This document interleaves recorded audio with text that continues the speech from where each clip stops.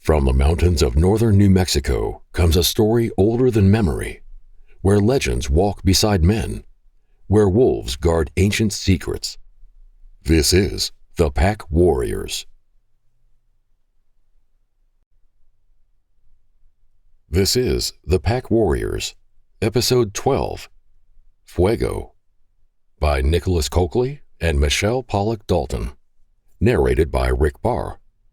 Published by Barr 26 Publishing, LLC. Copyright 2025, all rights reserved.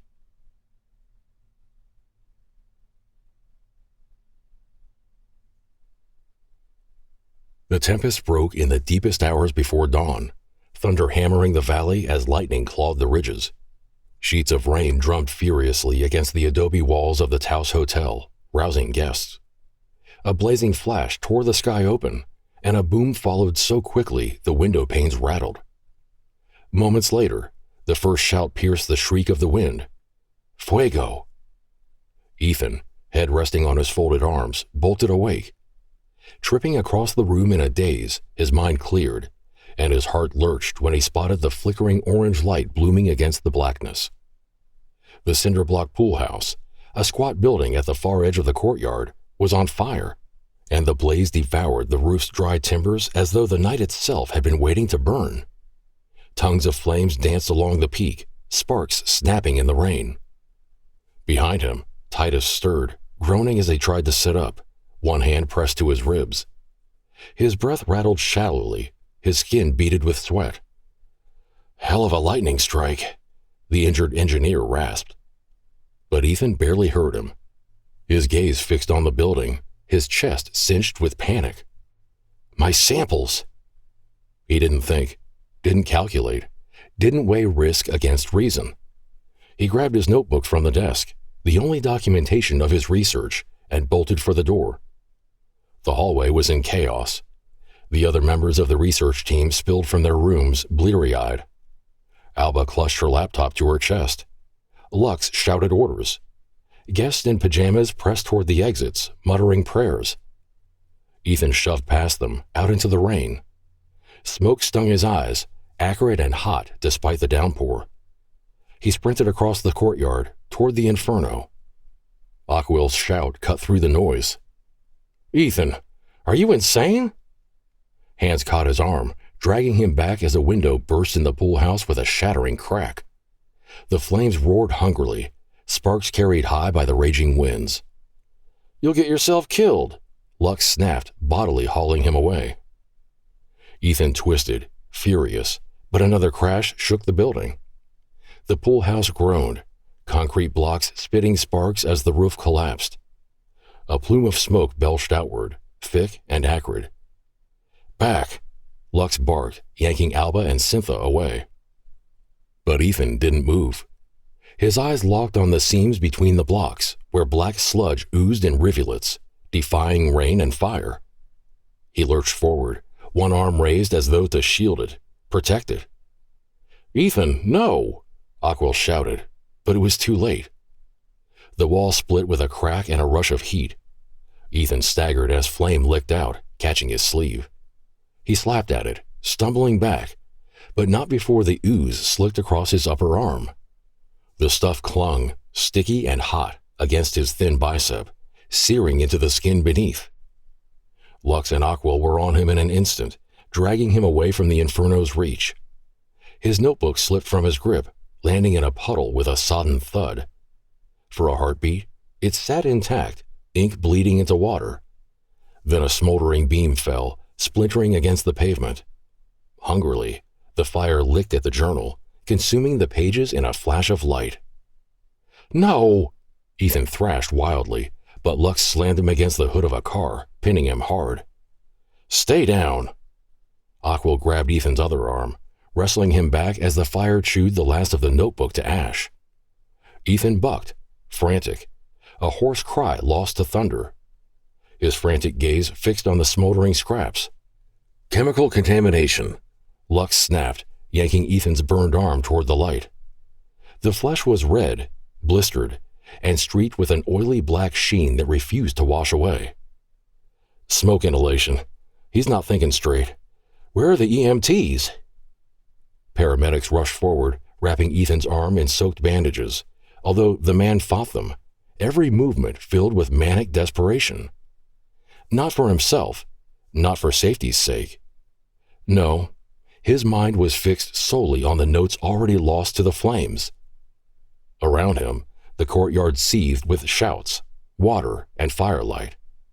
No one seemed to see the ooze that leached through the mortar, bleeding slowly and thickly from the dying building, pooling at the base of the block before slithering toward the storm drain. The viscous substance seeped across the soaked flagstones, thicker than oil, glistening as though alive. Rain should have diluted it, washed it thin.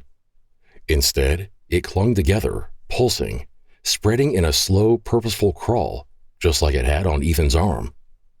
It reached the edge of the courtyard, then slithered toward the storm drain, vanishing down its throat. Ethan stared, wide-eyed.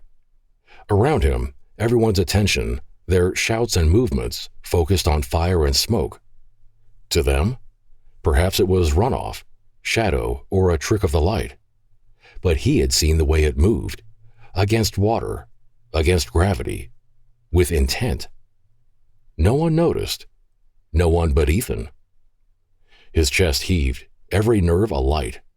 He should have been afraid. Instead, he couldn't look away. And in the crack between thunderclaps, a whisper slid into him like a brand pressed to his bones. Mine.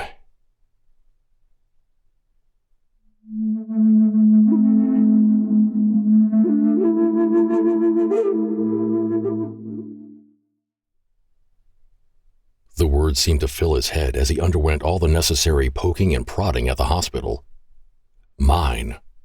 But the echoes soon blended in with the hum of the fluorescent lights that cast the observation room in stark relief. Ethan sat cross-legged on the bed with a yellow legal pad balanced on his knees. The dressing on his bicep itched, and the lingering sensation left by the black tar seemed to creep upward into his shoulder, then across his chest. But Ethan ignored it as his pen raced across the page, as though momentum alone could recreate the research he'd lost. A feeble knock on the doorframe broke his rhythm, and Ethan's pale gaze snapped up, irritated by the intrusion. Titus leaned there, suitcase in hand, his bulk filling the narrow doorway. The engineer's skin had a wan cast under the hospital lights, and a sheen of sweat clung to his brow despite the cool air.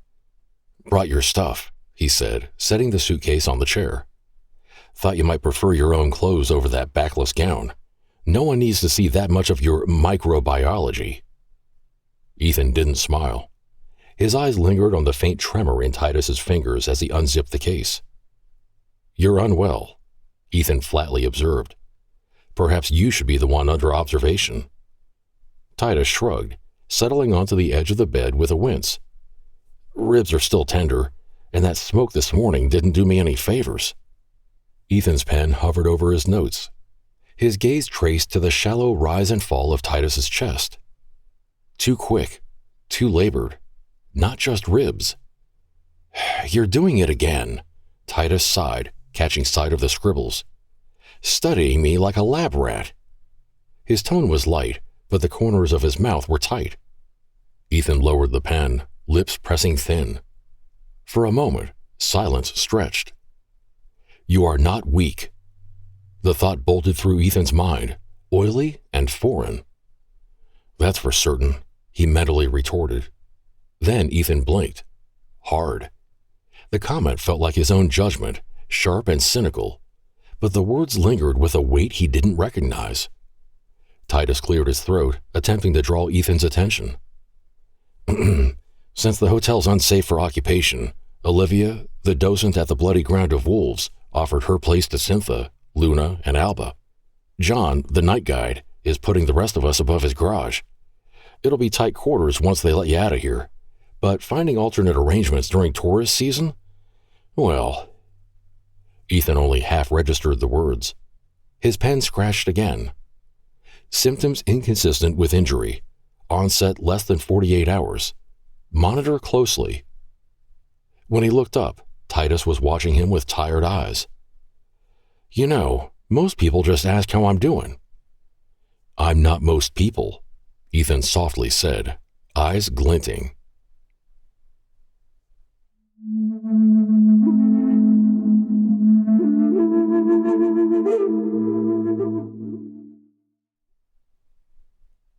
The home Olivia Lopez had inherited after her father's passing was a collection of rooms cobbled together during multiple makeovers. Still, the thick adobe walls kept the place cool, even during the summer heat. As she led her 3 house guests out onto the sprawling deck, she pointed to a gravel path that meandered through the backyard toward the fence line. That used to be where my mother's pottery shop and studio were located before the fire, but after she and my brother died, Dad reconditioned the space for my grandmother. Now, I rent it out to one of the other guides. The towering, rustic fence, built of upright logs, was unique in design. However, the women were drawn to the heavy, carved wooden gate that separated the 2 properties as it was slowly pushed open. When a young woman's bronzed face peeked around the edge, Olivia smiled. "This is my nosy neighbor, Candace.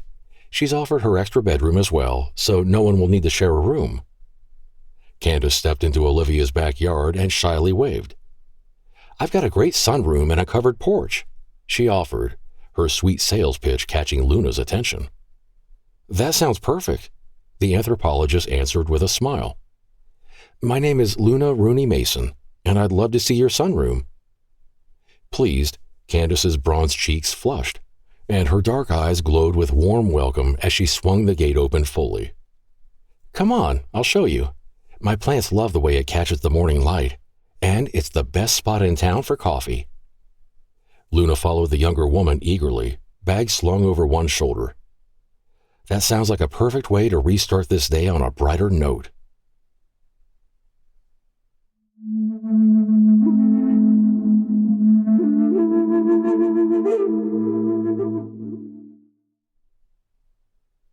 Gravel crunched under the tires as the rental eased up the long drive tucked into the wooded hillside. The timber-framed house loomed solid against the morning sky, walls glinting in a wash of sunlight that broke through the tree cover.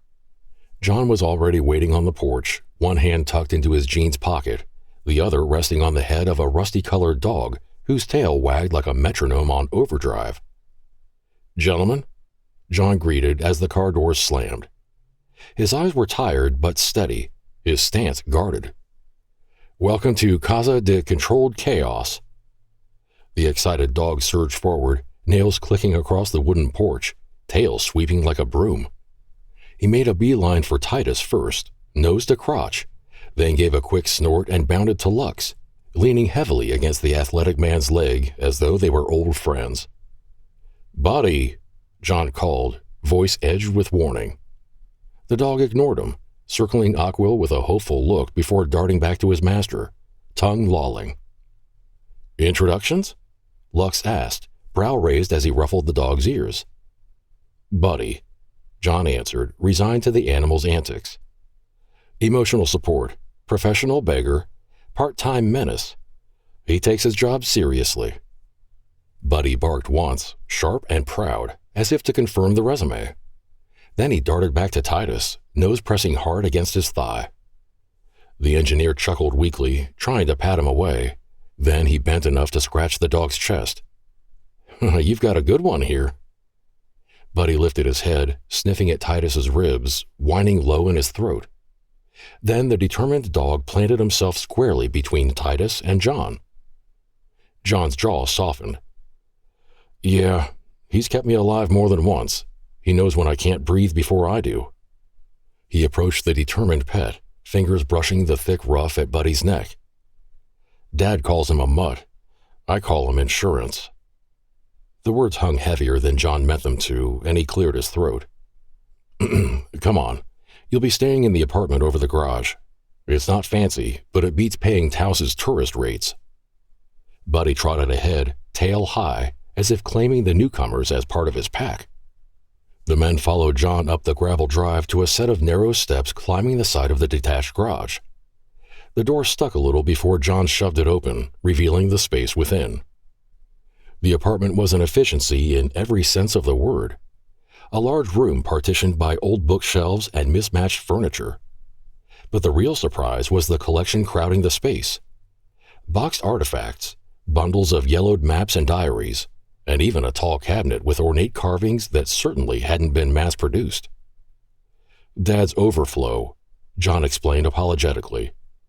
"When I moved back into the house to be closer to him, half of his collection wound up here. Guess that makes this less of an apartment and more of a museum annex." Lux stepped inside, eyes catching on a shelf of pottery fragments labeled in careful handwriting. "This is impressive." "Cluttered," John corrected. "But if you break anything, you're financing my new inheritance." Titus lowered himself gingerly onto the edge of a straight-back chair, Buddy immediately settling at his feet. The watchful dog sniffed once more at the injured man's ribs, then laid his head across Titus's boots. Aquil stepped past a trunk bristling with old field notebooks, running his hand across the lid. "Feels like history in here." "Smells like dusty relics," John shot back, though the faint twitch of his mouth betrayed some pride. "Settle in. It's cramped, but you've got 4 walls, running water, and Buddy's protection. That's more than most of my guests can claim." Ears flicking back, Buddy followed the conversation, nostrils flaring as though he scented something. Then the dog thumped his tail once, his eyes still locked on Titus, as if to say, "I'll keep you safe."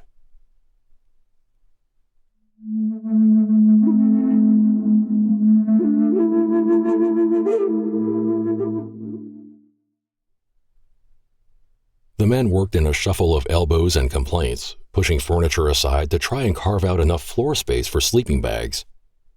Ursus grumbled as a stack of old books threatened to topple. Then, with a careless bump of his hip, an oak barrel tipped with a thud and a clatter that deafened the room. Rolled maps spilled messily across the floor, parchment edges curling like dried leaves. Ursus swore under his breath and began gathering the papers before John could return and catch him in the act. "Seriously?" Aquil groaned. "I've got it," Ursus quickly mumbled, dropping to his knees and snatching at the scattered bits and pieces. Stiffly, Titus crouched, wincing at the pull in his ribs. Then he froze. As he reached for a pile, a sketch caught his eye. Rough pencil lines on yellowed paper, clipped to a larger map. He touched the drawing with trembling fingers. It was nothing dramatic. Just a rise marked with contour lines, the sweep of a plane cut off by a sudden drop, and in the center, a cluster of trees inked with deliberate care. His breath snagged. "I've seen this," he rasped before realizing he'd spoken. Lux leaned closer. "It's a decent sketch of the mountains." Color draining from his ruddy face, Titus shook his head. "Not just the mountains. There." His fingertip dragged across the parchment, pausing at the ridgeline sketch with rough shading. "The cliff. The ravine. I saw it a few nights ago. In a dream." His voice dropped, hoarse and uneven. "I was there," he stammered. "I walked it. I swear to God, I walked it." Aquil frowned, uncertain whether to humor him. "Most guys dream about the playmate of the year, and you're dreaming about the landscape?" "They're still mountains," Ursus deadpanned, drawing a well-endowed female silhouette in the air with his hands. Titus's thin laugh was humorless. Sweat slicking his brow, he nodded hard. Hand shaking, he traced the cliff line, lips moving in half-formed words about shadows, voices, danger. For a moment, he looked less like an injured man and more like a traumatized survivor. The engineer croaked. I saw this, just like the mural, just like the painting at the visitor center." The others stilled. Ursus glanced up from where he was rolling the maps, unease flickering across his face. Lux reached out, steadying Titus's trembling hand. "Hey, breathe. You're burning up." "I was there," Titus insisted. His thumb traced the inked circle, a great tree in the cradle of pines. "It felt alive, like it was waiting. And look." He tapped the sketch, breath shallow. "The symmetry, the same curve, the same shape. I couldn't have imagined that." For a moment, no one spoke. The apartment's clutter pressed heavily around them, dust motes drifting in a shaft of light from the window. Ursus gave a low snort. Dreams don't hand you topography, unless it's of the female persuasion. He reached for the map. It's just a sketch. Don't. The word came out strangled, desperate. Titus's chest heaved, ribs protesting. His eyes flicked to Aquil, then to Lux. I know what came after. The air turned heavy. The ground, it felt alive, waiting. And then... His voice faltered, breath catching. And then what? Lux pressed. Titus swallowed hard, a vein pounding in his temple. Ethan, lost, souls trapped, under the earth. Lux and Aquil couldn't discount the fear etched in Titus's face. I walked there, Titus repeated in an anguished tone. I stood under that tree. The shaken man paused and tried to draw a calming breath. It wasn't from above, not like this, but the shape, the way the ground curved, it's the same, exactly the same. The room fell quiet. The only sound was Buddy shifting in his sleep by the door. Titus swallowed, voice rasping. Tell me I'm not crazy. No one answered.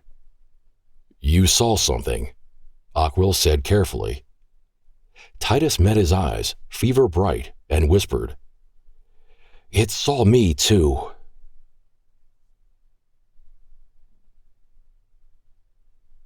This has been The Pack Warriors, Episode 12, Fuego, by Nicholas Coakley and Michele Pollock Dalton. Narrated by Rick Barr. Published by Bar 26 Publishing, LLC. Copyright 2025, all rights reserved. You've been listening to The Pack Warriors audio drama written by Michele Pollock Dalton and Nicholas Coakley. Narrated by Rick Barr. Join the Pack at thepackwarriors.com and explore the legends, lore, and stories that inspired this world. New episodes arrive every Monday.